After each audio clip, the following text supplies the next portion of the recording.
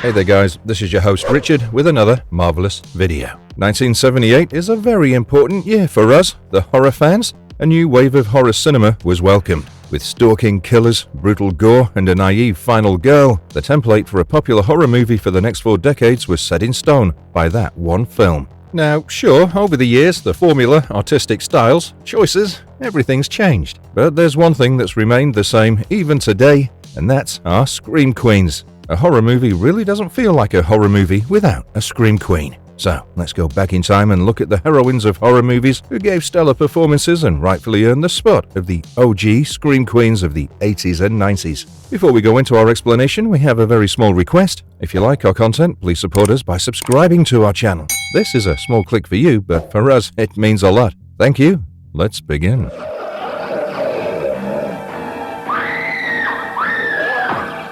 Linnea Quigley. Leading our list is the inimitable Linnea Quigley, affectionately known as the Queen of the Bees. Her claim to this title is no small feat, having starred in a plethora of B movies since 1978. Her acting journey began with Fairy Tales in 1978, but it was a role in the 1981 slasher flick Graduation Day that truly set her apart. Quigley's unique blend of naivety and a fierce never-back-down attitude in her characters made her a true standout in the horror genre, inspiring many with her bravery and resilience. This led to her getting more roles, and she starred in the 1984 camp horror classics Silent Night, Deadly Night, and Savage Streets. While she shone brightly in those roles, these didn't earn her the title of Scream Queen. She got that title from a crushing performance in The Return of the Living Dead of 1985. The premise of this movie was rather simple. 2 clumsy men, played by James Karen and Tom Matthews, managed to spread a gas that brought the dead back to life. Kinda like us, the zombies woke from their deep slumber, craving their favorite meal, brains. Now, the 2 klutzes had to form a ragtag team of saviors with their boss and a mysterious mortician to save the night.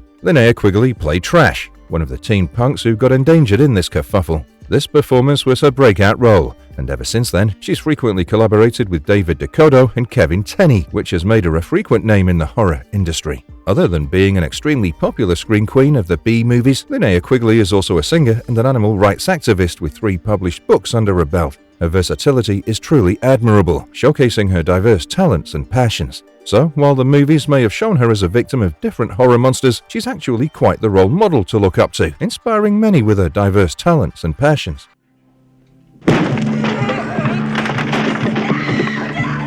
Barbara Crampton. The list of Scream Queens would honestly not be complete if we didn't mention Barbara Crampton. When Barbara Crampton first started, her debut was in Days of Our Lives in 1983. Sure, her debut was in daytime television, but it was on nighttime television screens that she truly shone. While her film debut was in a horror movie known as The Body Double, she got recognition for her acting chops in the next movie she starred in, the comedy horror movie Reanimator. From 1985 on, Barbara's position in horror movies became pretty solidified. Following Reanimator in that year, Barbara starred in From Beyond, Shopping Mall, Puppet Master, You're Next, and many, many more. Reanimator is a movie based on H.P. Lovecraft's novel Herbert West Reanimator. Here, Dr. Herbert West of the University of Zurich created a reanimator juice that, upon injection, could bring dead people back to life. But his experiment went awry, and he was accused of murdering his professor, whom he reanimated. To avoid the heat, he moved to America, thinking he'd be able to work on his zombie potion without anyone getting tangled in his work. As a medical student, Dr. West gets a roommate, Dan Kane, who gets roped into his shenanigans when Dr. West's juice brings Dan's dead cat back to life.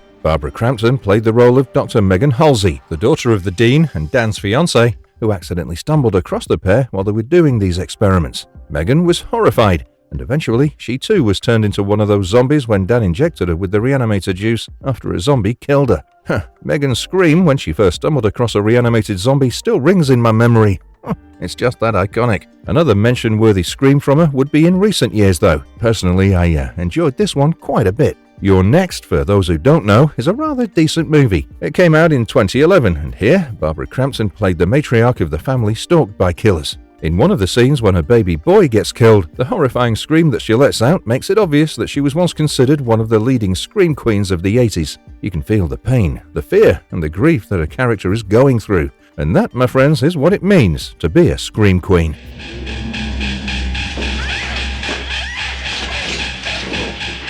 Adrienne Barbeau. For Adrienne Barbeau, venturing into the horror genre was a bit different from the other heroines on this list. Adrienne started her career in theatre. She was a part of more than 25 musicals and plays before she moved on to television. Her first ever role on TV was in a comedy series titled Maude, where she played the daughter of B. Arthur's character, but in Adrian's experience, Hollywood treated her like flesh that was up to be traded. By 1978, her status as a sex symbol was confirmed. Back then, she was a pin-up model, and in one of her pictures, critic Joe Bob Briggs mentioned her two massive talents. Realizing how Hollywood viewed her, Adrian wanted to change the direction of her career a little. This is where her husband came in. Her then-husband was none other than John Carpenter, and he was more than happy to give his wife a role in his movies. So, Adrian's horror journey started with her role in The Fog, playing the tough but loving mother, Stevie Wayne. The Fog is about the paranormal activities occurring in a small coastal town in Northern California with a horrible past. Turns out, in the 1880s, there was a ship named Elizabeth Dane, which was rumored to have a lot of gold on board. The owner of the ship, Blake, was afflicted with leprosy, and he had the gold on board because he wanted to build a colony for lepers. However, on that fateful night, there was a lot of fog, and the ship started losing its way. The 6 conspirators and founders of the town deliberately crashed the ship by misguiding it with a campfire, and then stole the gold to make the town on their own. Now that 100 years had passed, the ghosts were back with their clipper ship and their paranormal fog to kill the lives of the 6 conspirators. Steve is a mother who managed her radio station from the lighthouse, and when the fog covered the town, she quickly realized that there was nothing she could do to save her son. Stevie solved the mystery and guided her listeners to safety while also pleading with them to save her son, proving just how resilient she is. In the climax of the movie, Stevie's trapped in a lighthouse as the fog envelops the whole area. So, seeing her fight against all the odds as the ghost repeatedly try to get to her is such a truly nightmarish scene. Her performance is extremely praiseworthy, and since her role in The Fog, Adrian has become a genre artist. She showed up in a lot of science fiction and horror movies in the 80s, like Escape from the Window, Creepshow, and Swamp Thing. In the 90s, Adrian's fan base increased after she voiced Catwoman in Batman the Animated Series and Gotham Girls. She even voiced Dr. Tilson in Halo 4. She's literally the definition of range. Come to Freddy. Heather Langenkamp. While A Nightmare on Elm Street gave us a very notable villain, it'd be absolutely stupid to gloss over our dearest Nancy Thompson in Wes Craven's movie. Nancy was just 15 years old when she dreamed of being hunted down by a killer. Apparently, this killer's desire was so strong that his actions had consequences in real life. So if the killer got to her in her dreams, Nancy would be very much dead in real life. The premise is extremely thrilling, and the way Heather Langenkamp played the resourceful young lass was absolutely impressive. The bathtub scene where Nancy had fallen asleep in the tub while taking a bath and Krueger's hand showing up from the water was absolutely terrifying. Now there's one scene that's my personal favorite, and that'd be when Nancy realized that she could defeat Freddy Krueger if she just wasn't scared of him. Can you imagine how strong Nancy had to be in order to simply turn her back on the psychopathic killer who had done so much to pretty much all of her friends? I for sure couldn't have done what she did. She's appeared in several projects throughout the years that weren't horror-related though. She was part of The Butterfly Room, Star Trek Into Darkness, and My Little Pony: A New Generation. She even appeared in the 2022 Mike Flanagan series, The Midnight Club. She's also worked as a special effects artist on Dawn of the Dead, Cinderella Man, Evan Almighty, and The Cabin in the Woods. She's such a multifaceted actor, even though in my eyes she'll always be the Scream Queen, Nancy Thompson. Felissa Rose. Felissa Rose Esposito is an actor and producer who has more than 150 credits. However, there's one particular character who was immortalized as a cult Scream Queen in the 80s. The cult classic Sleepaway Camp was released in 1983, and the story was quite simple. There was an introverted young girl named Angela who went to summer camp at Camp Arawak. However, a slasher started targeting the youngsters and staff of the camp, killing them off one by one. One particular thing that struck the bystanders as odd was how everyone killed happened to have wronged Angela in some way, shape, or form. However, with Angela's shy nature, it was hard to imagine her as the killer. By the time the movie comes to its climax, the twist of the movie is just as shocking as it is satisfying. If you've not watched the movie before, I suggest you give it a watch before we continue the video because there'll be major spoilers for the plot. So, as it turns out, the Angela Baker that we've been following for so long is actually Peter Baker, the brother. Let me explain. At the beginning of the movie, we follow John Baker, who goes out on a boat with his 2 kids, Angela and Peter, along with his boyfriend Lenny. The boat capsized, and in a rather tragic turn of events, John and one of the twins died.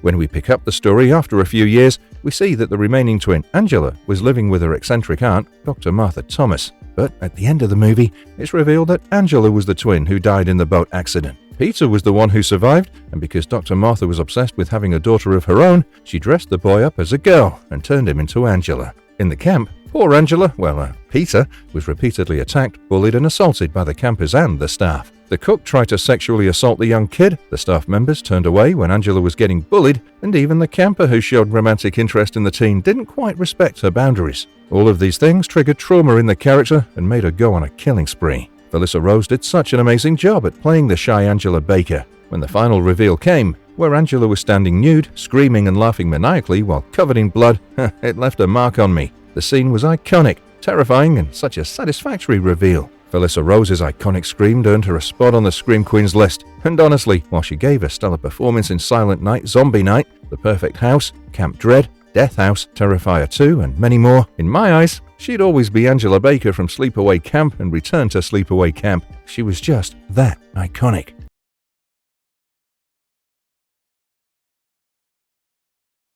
Jamie Lee Curtis. Now this is an iconic Scream Queen that all of us know about. Jamie Lee Curtis was born to be an actor. She's the youngest daughter of Janet Leigh and Tony Curtis. Her TV debut was on a drama series, Quincy M.E., in 1977. But the next role she played made her all the more memorable, iconic, and a star in my eyes. In 1978, she played the role of young Laurie Strode in John Carpenter's Halloween. Halloween was a slasher movie that ushered in a new era of horror. This movie started a movement, a revolution, and Jamie Lee Curtis was the main star of that show. And boy, she killed that role, hands down. Over the years, Jamie Lee Curtis has played a lot of roles, whether it's the strict but loving mom in Freaky Friday or the interesting and clever character she played in Knives Out, but it was in Halloween and its sequels that she shone the brightest in my eyes. In interviews, Jamie Lee Curtis mentioned how much she doesn't like horror movies. However, the way she portrayed Laurie Strode with so much realism, you couldn't help but feel worried for her well-being as an audience member. While the silent killer stalked her around, Laurie wasn't one of the gals who sat there waiting to be killed.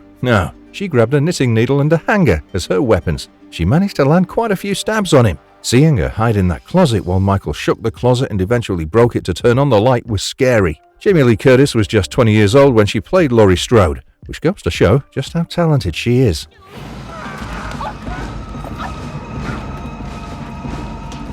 Neve Campbell. When the Scream movie was promoted, everyone who saw the trailers assumed the star of the movie would be Drew Barrymore. She's cute, blonde, and perfectly gullible looking, everything that you sort of expect in a final girl. However, when Drew dies in the first act, it comes as a huge shock to the audience. Then, who would be the leading lady of the Scream movie? Well, it was Neve Campbell. At first glance, Neve Campbell might seem like a rather unlikely choice to star in a horror movie, let alone be the leading star of it. But as the story progressed, all of us were swept up in Sidney Prescott's friend circle. As one by one her friends started getting killed, we feared for and worried about Sidney, and when the final twist came, seeing Sidney steel herself to make sure she came out of the whole encounter breathing was such a satisfactory thing to watch. Wes Craven's 1996 classic movie catapulted Neve Campbell into popularity, and while we've seen her in Wild Things, 54, Drowning Mona, and many other films, her role as Sidney Prescott is what she repeatedly came back to. She starred in each installment except for the sixth movie in the Scream franchise. So, as the queen of the Scream franchise, she definitely deserved a spot on our list.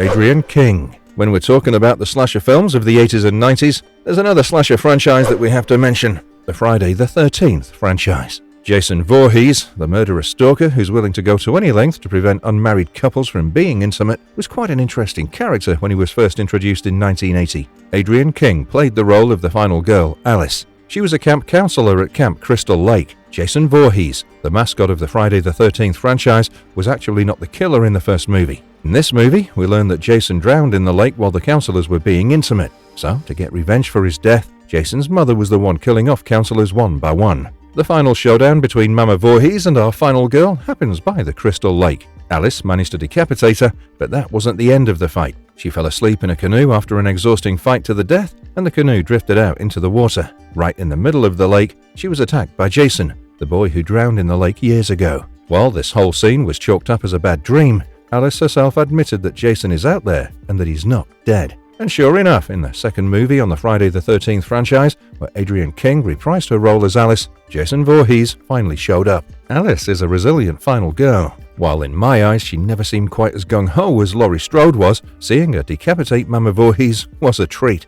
Sigourney Weaver. The best written female character of the last 40 decades is Ripley from the Alien franchise. Sigourney Weaver played the stoic, resourceful and passionate Ripley in the Ridley Scott franchise. The Scream Queen of Space is someone you can honestly look up to. Originally, Ripley was supposed to be a man, but in the early production days, Ridley Scott changed the character into a woman, and we sure are glad that we got that. Ellen Ripley, or Ripley as we know her, is one of Weaver's most popular roles to this day. This is because her role could be considered a definitive challenge to gender roles in the horror and science fiction genres. I'm not saying that the final girls we've had so far are any less talented than Ellen Ripley, but there's something about her that others simply do not have. I believe she had a lot of guilt about her. The way she carried herself and how she never lost her cool, even when she was upset, is very inspiring. Weaver herself got her first Academy Award for her role as Ellen Ripley, which is such a big W because back in the day, horror and science fiction were not given much attention in the award ceremonies.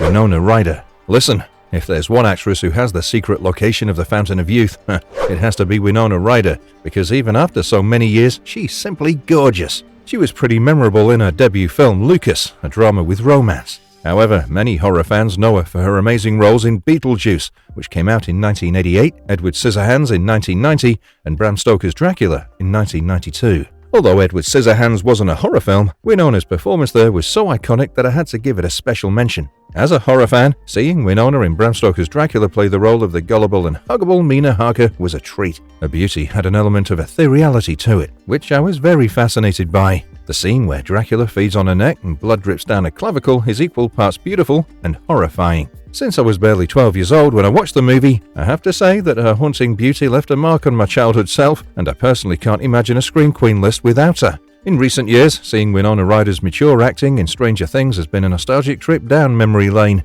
She definitely left a mark on the horror genre. Hello?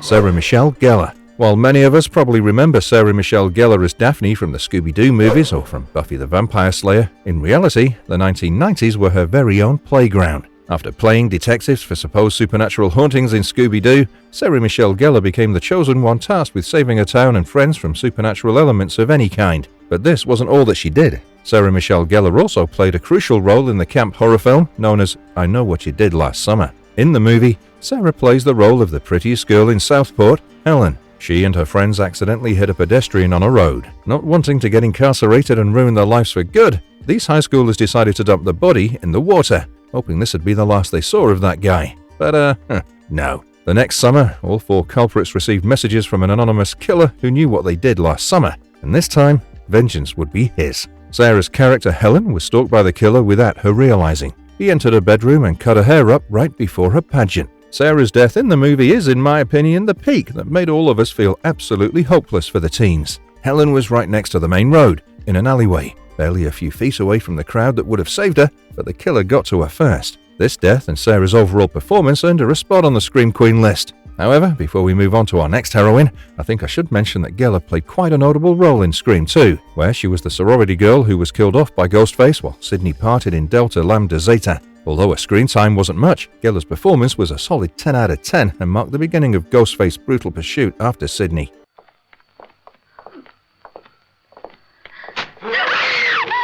Catriona MacColl. So far, we've mostly discussed American actors. So, let's go ahead and make this Scream Queen list international. After all, not all Scream Queens hail from America. Catriona MacColl is an English actor who's more prominently known for her work in Italian horror films. Lucio Fulci's City of the Living Dead was what made Catriona MacColl so popular. This stunning performance was followed by her breathtaking performances in The Beyond and The House by the Cemetery, both of which came out in 1981. In her own words, MacColl loves her role in The Beyond, where she played the role of Liza Merrill. Liza inherited a hotel in Louisiana, but unbeknownst to her, a gate of hell lay under the hotel, making her life much, harder. Honestly, when you watch the three movies back to back, it becomes rather evident that MacColl enjoyed the second movie of the trilogy way more than she enjoyed the others. It's genuinely heartwarming to see an actor enjoy their work.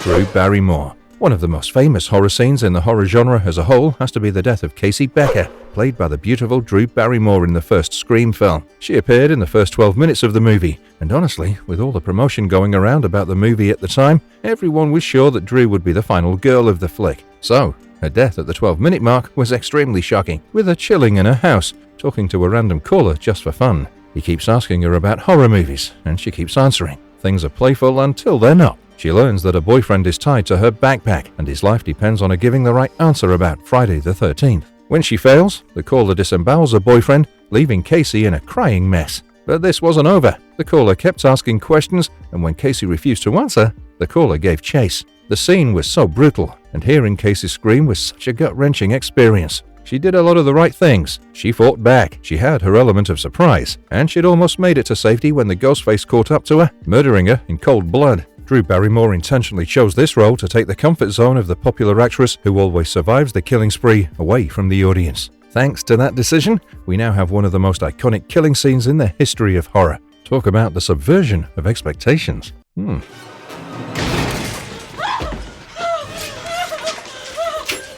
Michelle Williams. Michelle Williams is rather popular for her role in Dawson's Creek. However, that wouldn't earn her a spot as a scream queen. It was a role in Halloween that earned her the spot. In Halloween H2O, 20 years later, Michelle Williams played one of the many teenagers who became victims of Michael's brutality. In the movie, Laurie Strode moves on with her life. She had changed her name to remain hidden from Michael, who's now revealed to be her brother. She realized that there was a connection between her age and Michael's arrival, and much to her shock, her son is of the same age now. So she had a feeling that her brother would target her son for this round. Molly, played by Michelle Williams, is John's friend, and Laurie effectively protects her while she hunts down her brother with an axe in hand. In her younger days, Michelle Williams played the role of younger Syl, the sexy female alien who hunted down everyone in her path just to find her best mate in the Species film. Kirsty? Kirsty? Kirsty!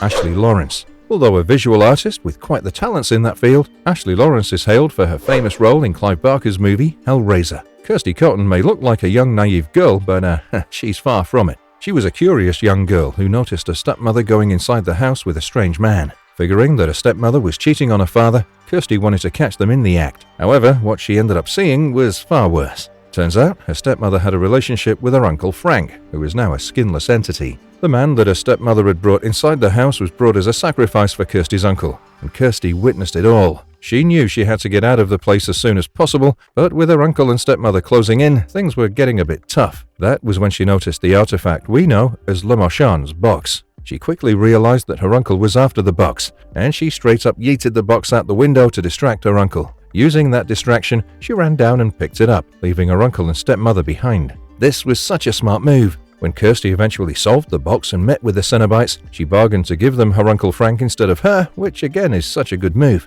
Ashley's portrayal of Kirsty will remain iconic for anyone who's a fan of this gory series, and her screams of horror and shock have definitely left their mark on the audience. Especially young me, who watched all of these films that I had no business watching.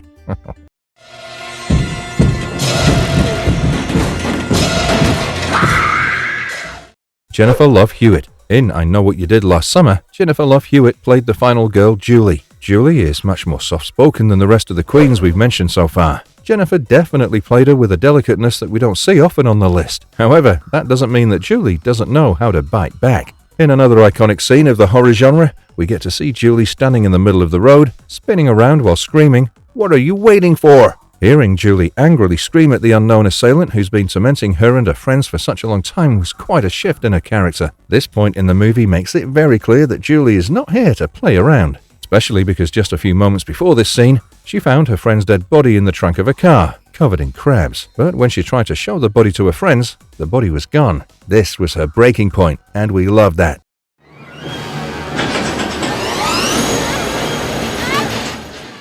Rose McGowan. Rose McGowan made her breakthrough by playing spunky Tatum Riley in the movie Scream. She was Officer Dewey's younger sister and also Sidney's first friend to die. Stu Maker, Tatum's boyfriend, held a house party in his secluded home. Tatum went down to the garage to get some beer. That went without much of a hitch, but it was coming back that was more complicated than that. The door leading to the garage was locked, so Tatum decided to leave through the garage door. However, just as she flipped on the switch and turned around to leave, the door started to go down. Looking back, she noticed Ghostface. At first, she thought it was one of her friends playing the killer. Yep, Rose McGowan is the one who gave us the popular audio, "Please don't kill me, Mr. Ghostface, I want to be in the sequel." But when she realized that this Ghostface was not a friend but a killer planning to attack her, Tatum decided to fight back. She used all the bottles in her hand to beat up the guy. She repeatedly tried to escape through the garage door, and honestly, I, for one, was cheering seeing her beat Ghostface with the bottles. However, when the garage door was closed by Ghostface yet again, Tatum decided to leave through the kitty flap. In the movie,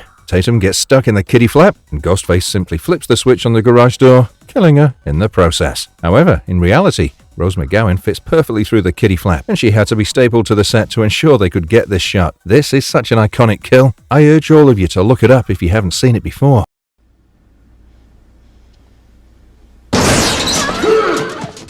Virginia Madsen. The 1992 Candyman movie is the best pre-Scream 90s horror movie. This movie was directed by Bernard Rose and explores so many themes. While the general concept of the story is about a man with a hook chasing people down who say his name 5 times, in reality, the movie is rather romantic in a very gothic way. Tony Todd plays the boogeyman himself, whom we call Candyman. Virginia Madsen plays Helen Lyle, a graduate student who's very passionate about her thesis. Virginia played the role of Helen so perfectly. The way Helen tries to understand the urban legend of Candyman and immediately realizes there's a lot to it is beautiful. As the movie goes forward, we understand that Tony Todd wants Helen to be his and be with him for the rest of his life. Helen not only has to deal with the residents of Cabrini Green without getting hurt, but she also has to make sure that she doesn't die at the hands of Candyman. At the end of the movie, Helen dies saving a young boy, Anthony, and eventually ends up with a vengeful spirit just like Candyman himself. This ending was rather surprising but satisfying as well because Helen, in her vengeful form, got to kill her cheating husband. Justice was served.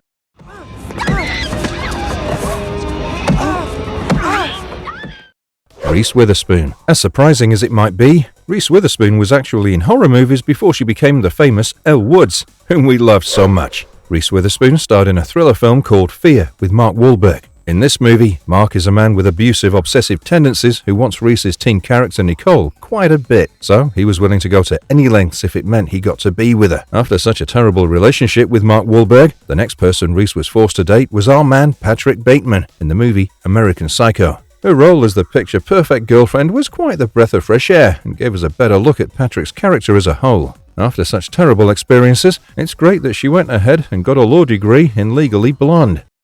Clea Duvall. Clea Duvall made a screen debut in 1996, Little Witches. Since then, she's made quite a few guest appearances on Buffy the Vampire Slayer. However, the movie that catapulted her into stardom was The Faculty, which came out in 1998. Here, Clea Duvall played the role of gothic teen Stokely Mitchell. Stokely and her friends had to deal with an alien who showed up on Earth and decided to use their friends and high school faculty to infect others around them. Stokely was the one who came up with the solution of killing Queen Alien to stop the spreading. While Stokely didn't get to land the last blow as she got infected well into the second act, she's one of the few characters who managed to get out of the whole alien invasion alive. Clea's portrayal of the gothic teen was praiseworthy, and sure enough, seeing her horrified at the sight of the alien earned her a spot on this list.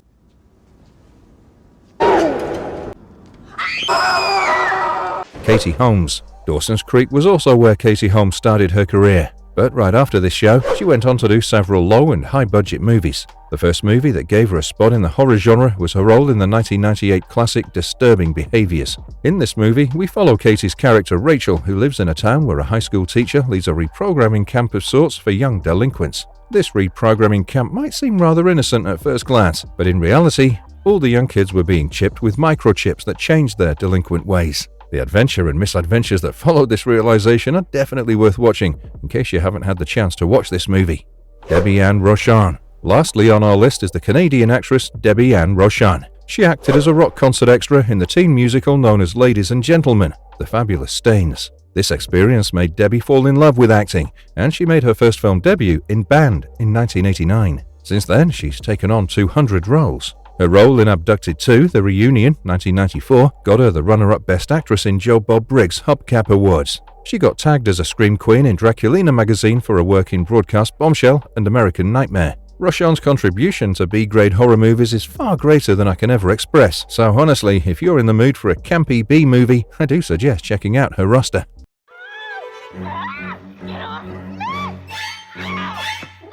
Marvelous verdicts. With that, we come to the end of our video. The 80s and 90s were quite the time for horror fans, won't you agree? The Scream Queens for sure own the hearts of a lot of horror fans. Mine is the property of Neve Campbell, Jamie Lee Curtis, and Winona Ryder. Let us know in the comments below which Scream Queen owns your heart. Until I see you guys next time, have a great day. And if you liked our content, don't forget to leave a like and subscribe to us if you haven't already. Have a good one and be safe. Thanks everyone.